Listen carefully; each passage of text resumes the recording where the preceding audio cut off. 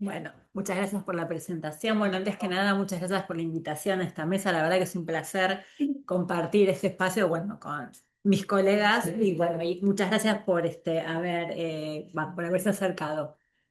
Bueno, además por todo el valor simbólico, me parece que tienen estos encuentros y tan necesarios, ¿no? En esta época. Y además de eso, que bueno, este trabajo como el de Julia también se enfoca en las infancias y también me parece que son espacios que por ahí no se dan tanto, entonces me parece que también es un buen motivo para celebrarlo.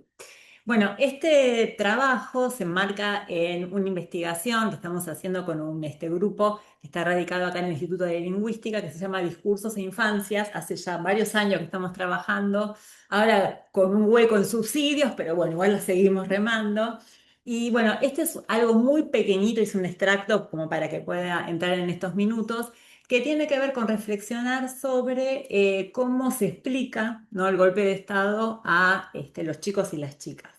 Para arrancar, planteo solamente un concepto que trabajamos mucho en el grupo que tiene que ver con género editorial con destinatario infantil y juvenil. Consiste en las obras que son producidas, ¿no? Desde justamente el mercado editorial, que puede ser comercial, pero también desde las políticas de Estado, pero que no tienen que ver con las intenciones del autor. Ah, bueno, yo quiero que este libro sea para chicos. No, sino que está justamente determinados por las políticas editoriales, las decisiones que van tomando las empresas y también, bueno, las políticas estatales respecto de cómo operan estos mecanismos de mediación editorial para llegar a los chicos, ¿no? Y justamente las colecciones, los catálogos se van construyendo estos libros dedicados a chicos, chicas y a jóvenes, ¿no?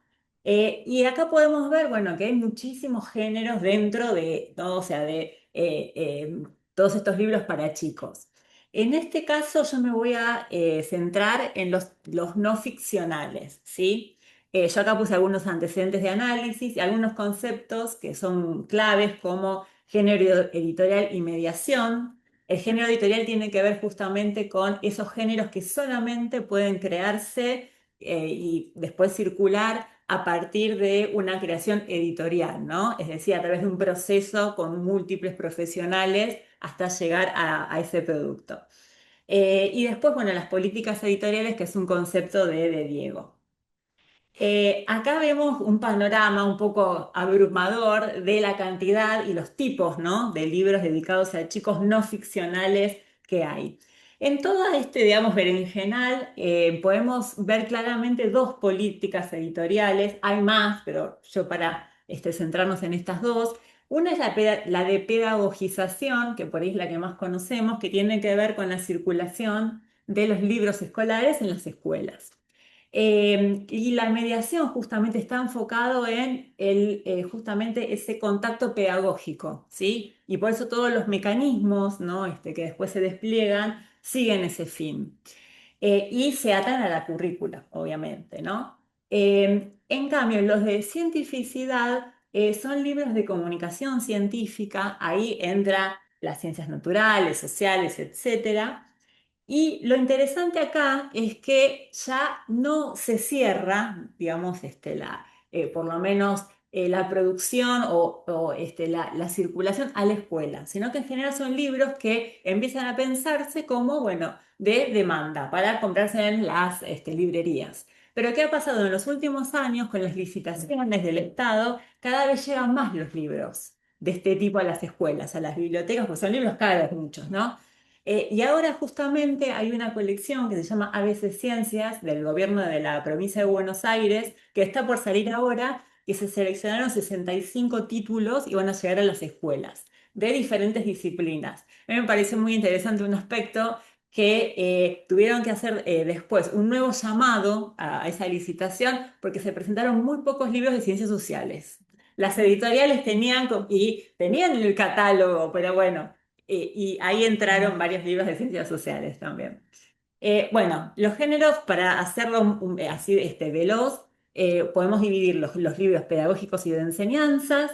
En lo que es la comunicación científica, tenemos los libros de información y exploración, que es para ingresar al tema, y hay otros que ya sirven a la profundización, ¿no? De esos temas que vamos a abordar.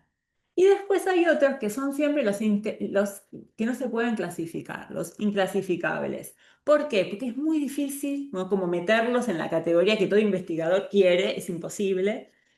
Porque justamente se van construyendo en función de la ciencia y el arte. Entonces, por ejemplo, el primer ejemplo que les puse, que es un libro precioso, que es Mara, cuenta la historia desde la estética, ¿no?, del relato y las imágenes de esta elefanta que estuvo, seguramente se acuerdan de la historia, que estuvo en el zoológico, antes estuvo en el circo y fue llevada a Brasil a un santuario. Pero después está acompañada por toda una información científica. Con la cabeza en las nubes lo mismo, son imágenes con, digamos, intervenciones de artistas, ¿no? Bueno, ven una nube, el artista se imaginó que hay un plato volador y lo dibuja. Y así hay una secuencia de ilustradores muy buenas. Y al final, bueno, está esta información de, bueno, qué es una nube, cómo se forman, los tipos de nube, etcétera. El quién soy lo dejo para dentro de un ratito porque es uno de los que vamos a trabajar, que lo que hace justamente es abordar relatos de niños recuperados y información, ¿sí? O sea, es un libro precioso este. Bueno, para arrancar, la cita de Pierre Nora, que bueno, yo creo que es bastante, digamos, creo que es muy significativa en este contexto, ¿no? La memoria es la vida, siempre encarnada por grupos vivientes y en este sentido está en evolución permanente, abierta a la dialéctica del recuerdo y de la amnesia, inconsciente de sus deformaciones sucesivas, vulnerable a todas las utilizaciones y manipulaciones, capaz de largas latencias y repentinas revitalizaciones. La historia es la construcción siempre problemática e incompleta de lo que ya no es. La memoria es un fenómeno siempre actuar, un lazo vivido en el presente eterno. La historia, una representación del pasado.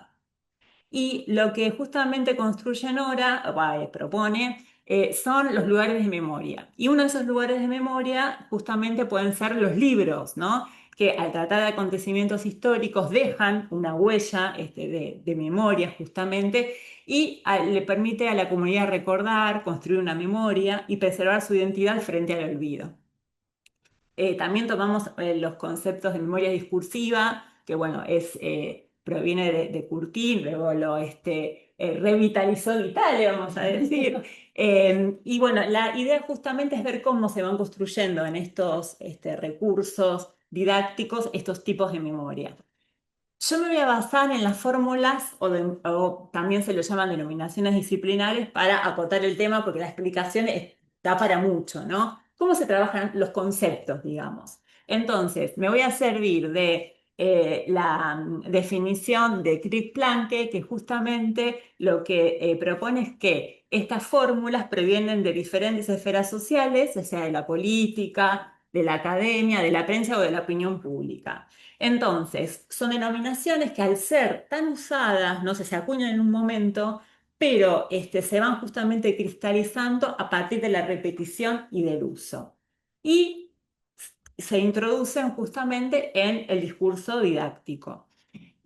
Algunas de estas fórmulas fueron acuñados en el discurso, por ejemplo, televisivo, como el corralito, ¿no?, que surgió justamente en los medios, pero hay otros que surgen, por ejemplo, en el ámbito político, como por ejemplo Revolución Libertadora, Revolución Argentina o Proceso de Reorganización Nacional.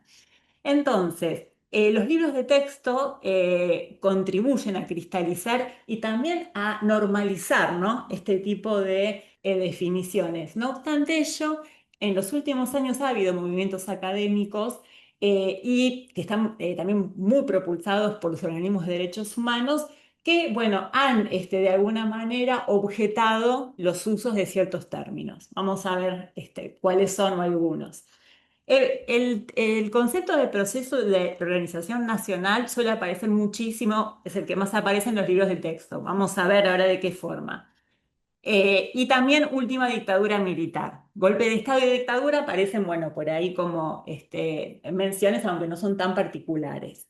El término dictadura cívico-militar, que ha sido impulsado por los diferentes organismos de derechos humanos, no suele aparecer en los libros de texto, a pesar de que ha habido recomendaciones desde el INADI en su momento y desde diferentes asociaciones. Y el último término no aparece directamente, ¿no? Dictadura cívico-militar empresarial eclesiástica. Acá, por ejemplo, hay una recomendación de la Defensoría del Público y Secretaría de Derechos de justamente utilizar, ¿no?, el término, por ejemplo, dictadura cívico-militar para referir a esta etapa de nuestra historia reciente porque refleja cabalmente la participación que tuvieron los sectores económicos, empresariales, burocráticos, etc. Y sugiere evitar la frase proceso de reorganización nacional, gobierno de facto, e incluir la expresión terrorismo de Estado. Vamos a ver qué pasa con los libros de texto.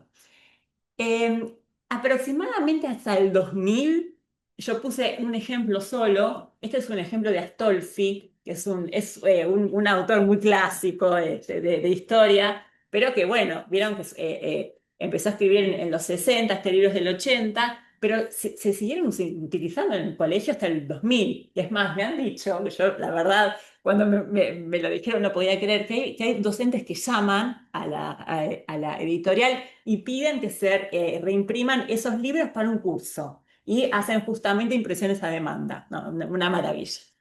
Bueno, pero sí, sí, sí. Pero bueno, hasta el 2000 más o menos circulaban este tipo de libros y fíjense que el proceso de organización nacional aparece naturalizado en el texto, sin comillas, sin ningún tipo de marca. Y así aparecía en gran parte de los libros, por no decir todos.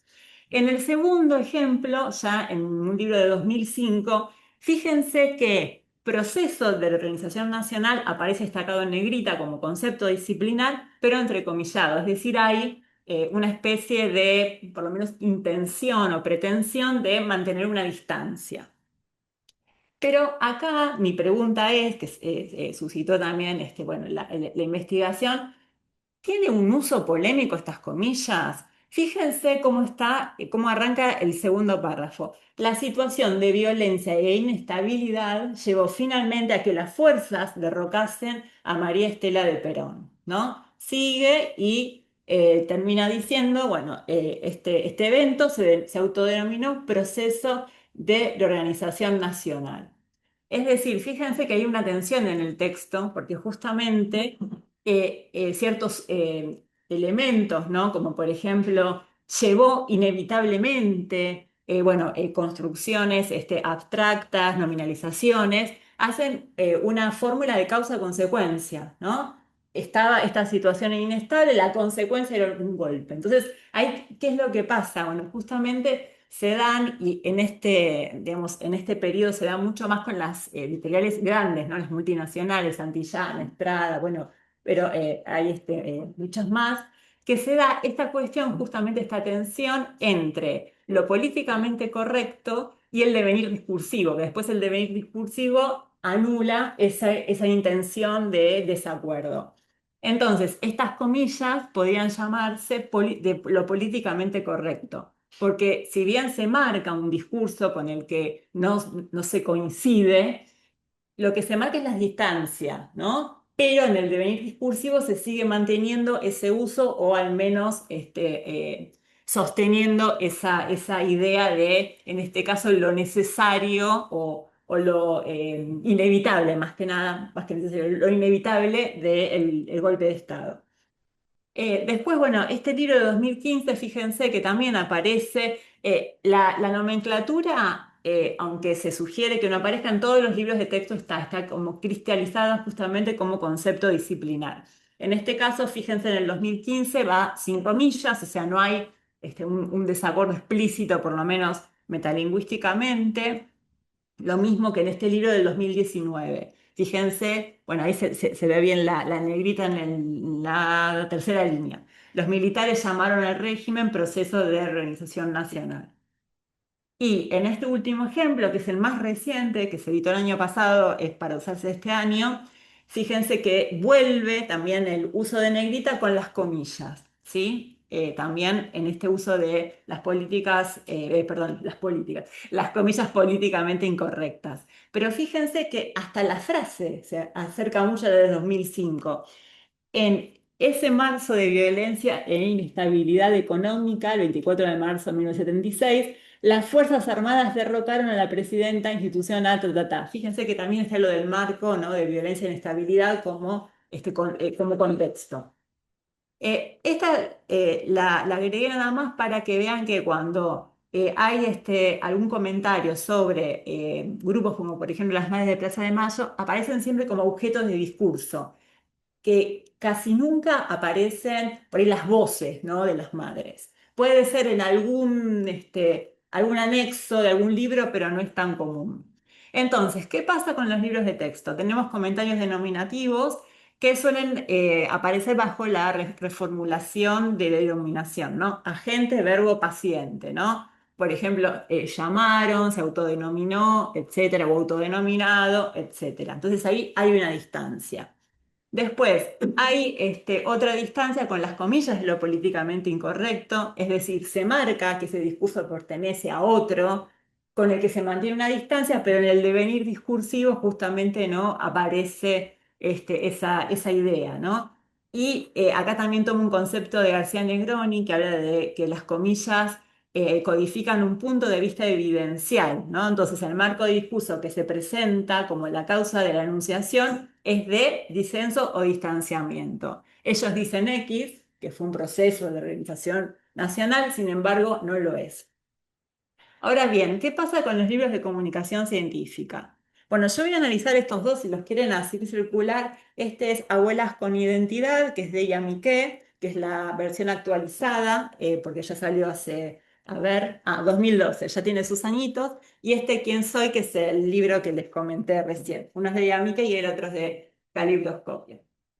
Bueno, en el inicio justamente del libro de Abuelas con Identidad, aparece, yo acá lo agrandé porque se ve muy chiquito, cómo se presenta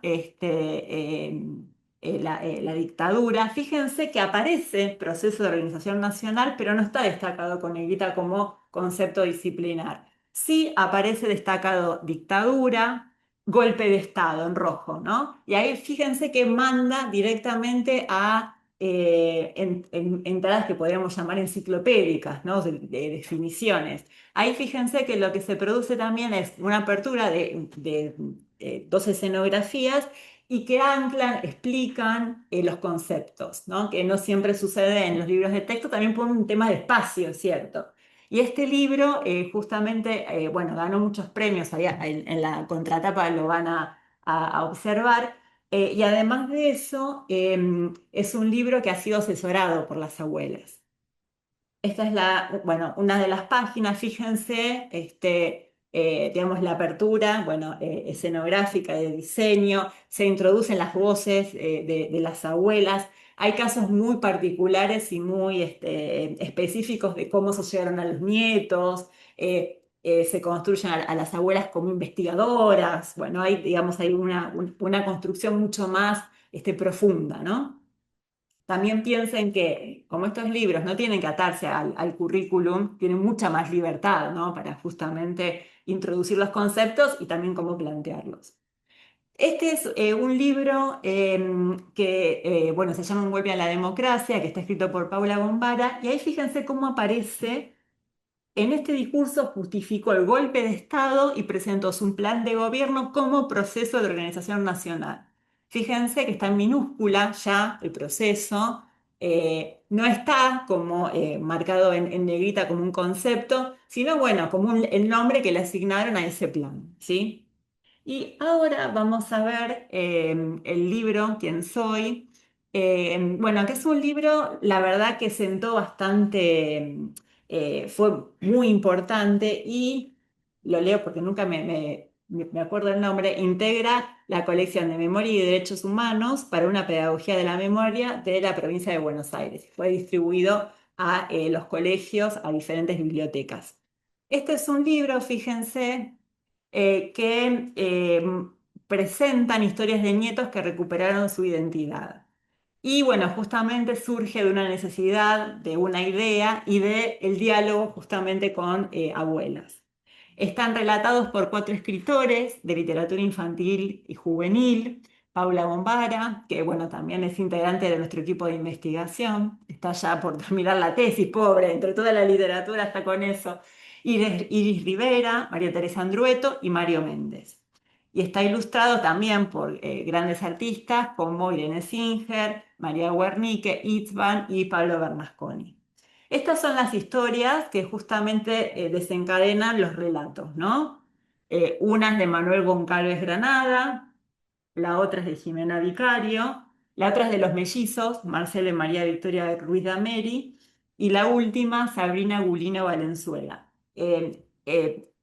Estos protagonistas se juntaron con los escritores, les contaron su historia y ellos bueno, ficcionalizaron esos relatos. Luego de esos relatos aparece también un apartado que es bastante más breve por ahí que otros, que es un informativo, digamos, y presenta ya la información, ¿sí? Y fíjense cómo arranca con como una especie de diálogo, ¿no? Vos ya leíste de diferentes maneras en los cuentos que te presentamos, etcétera.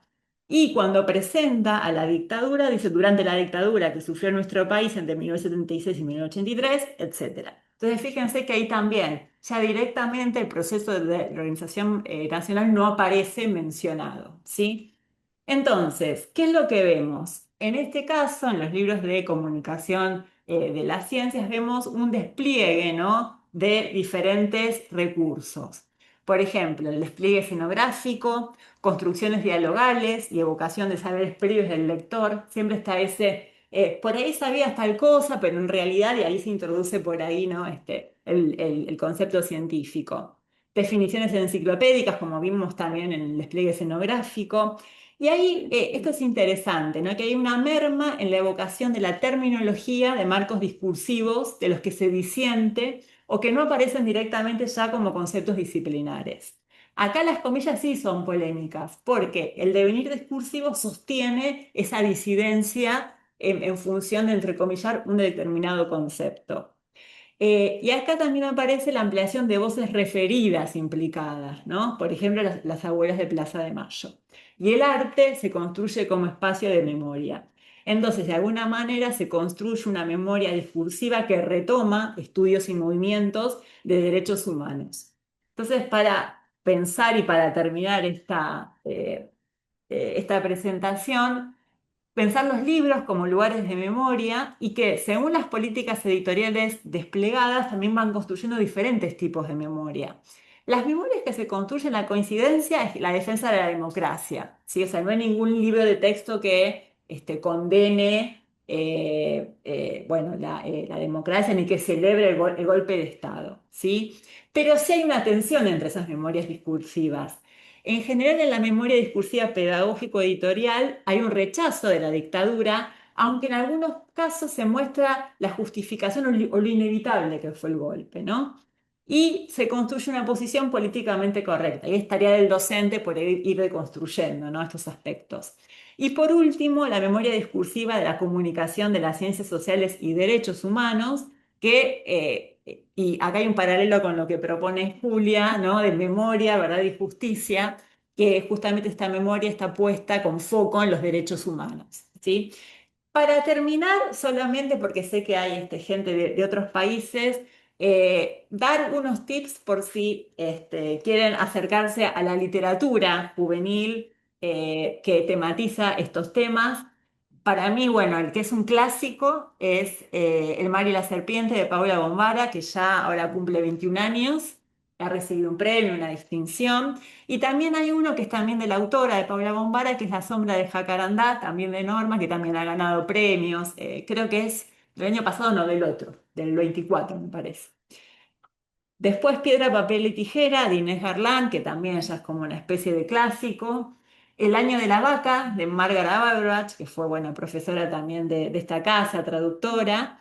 Y también les recomiendo otro que se llama Los que volvieron, que es de Sudamericana. A mí se me gustó más que este, pero este en general tiene más laureles. Pero bueno, vieron que eso es muy particular. Rompecabezas de María Fernanda Maqueira. Manuela en el umbral, que es de Mercedes Pérez Ari, que es de Edelvives. otro clásico que es La soga de Esteban Valentino, Piedra Libre de Jorge Grubisic. Creo que es el último, no, me faltan dos. El que nos falta es un holandés, Mario Méndez, que es un profesor de la carrera de edición, también es maestro, editor, etcétera. Y bueno, para terminar, estos tres que son por ahí más para destinatario infantil, pero bueno, son los tres hermosos, cada uno con su estilo, todas las voces de Federico Lorenz, que también es investigador del CONICET, y Mario Méndez. Acatá, que es un libro para los más chiquitos, pero es hermoso y aparte tiene que ver con él. ¿Dónde está? ¿No? Acá está. Y bueno, y finalmente, bueno, Liliana Bodó, que también bueno, hizo este cuento que se llama 3155 o El número de la tristeza. Bueno, muchas gracias.